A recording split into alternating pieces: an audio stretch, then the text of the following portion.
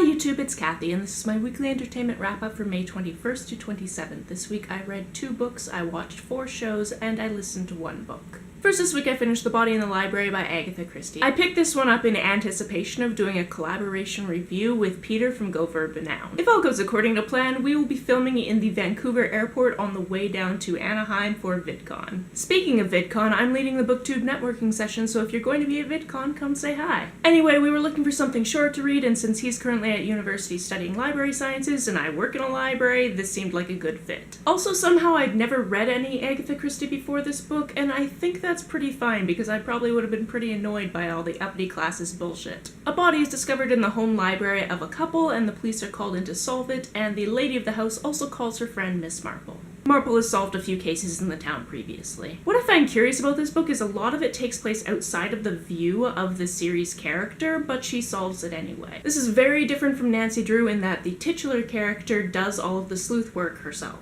Since I read about 50 of those books as a kid, that is the main protagonist that I have to compare to Miss Marple as far as amateur sleuths go. Well, Nancy and Veronica Mars, although I feel like she got paid for some of her work, and the Hardy Boys. The biggest differences between Miss Marple and these other sleuths are age and class. Anyway, I'm looking forward to chatting with Peter about this book, so look forward to that video in a little under a month. I plan on doing the editing on the plane between Vancouver and Anaheim. The other book I finished this week was Station 11 by Emily St. John Mandel. This is part of the End of the World book club started by Sana over at Books and Quills. This club was formed to read and discuss post-apocalyptic fiction, and Station 11 definitely fits into that genre. This book starts in a Toronto playhouse during the 4th act of King Lear when the lead actor, Arthur Leander, has a heart attack and dies on stage. From there, the book chronicles the stories of people that knew that actor and tells the audience about how life was before that night and how the world changed after. His death wasn't exactly the end of the world, but by coincidence marked the last real night of human civilization, as something else happens on a global scale that kills the majority of the population on Earth. I really enjoy the different points of view in this book. Jeevan, the man who jumped on stage to try to save Arthur while he was having his heart attack, has interesting connections to Arthur's past. A child in the production at the time has her whole life defined by what happened at that point and how she interacted with Arthur. The timing of Arthur's death brought loved ones together and stranded them at the end of the world. I devoured this book and I highly recommend it to anyone that wants to see hope in a post-collapse world because survival is insufficient.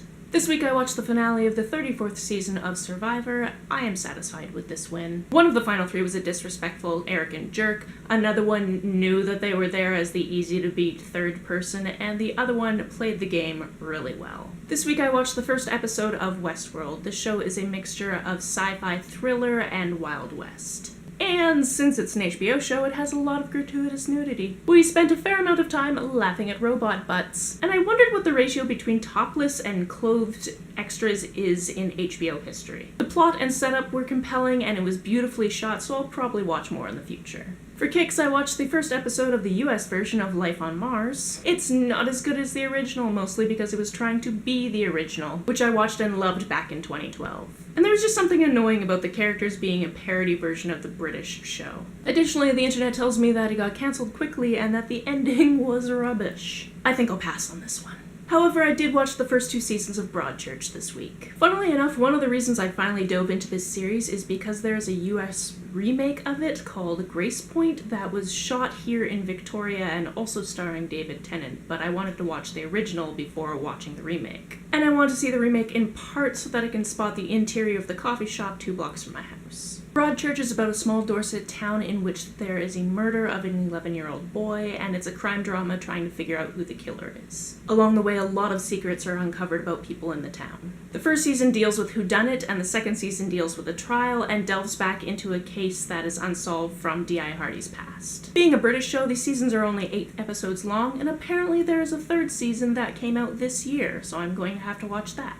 Waiting on you, Netflix. I'll let you know how the 10-episode remake is once I've watched Grace Point. This week I listened to The Year of the Flood by Margaret Atwood. This is the 2nd in the Mad Adam trilogy. My local book club read Orcs and Crake a few months back, and a few people wanted to continue the series, so we formed kind of a splinter group and are continuing with the actual group but also want to finish this trilogy. When you start this book, it isn't easy to connect the characters to the characters you know from the first book. Instead of living in a compound like Jimmy did before the end of the world, these characters live in the Pleblands. Right away you have a classist divide, but you also have a religious divide because the 2 point of view characters are part of the Gardeners, a religious group preparing for an event they call the Waterless Flood. Gradually, you start to realize how characters fit together and how much overlap there is between Oryx and Crake and the Year of the Flood. You realize you've met characters before, and characters you know from the first book come into this one. I tend to tune out during the extremely cultish religious parts, but one of the interesting things about the audiobook is that at the end of Adam 1's sermons, there's always a song, and in the audiobook,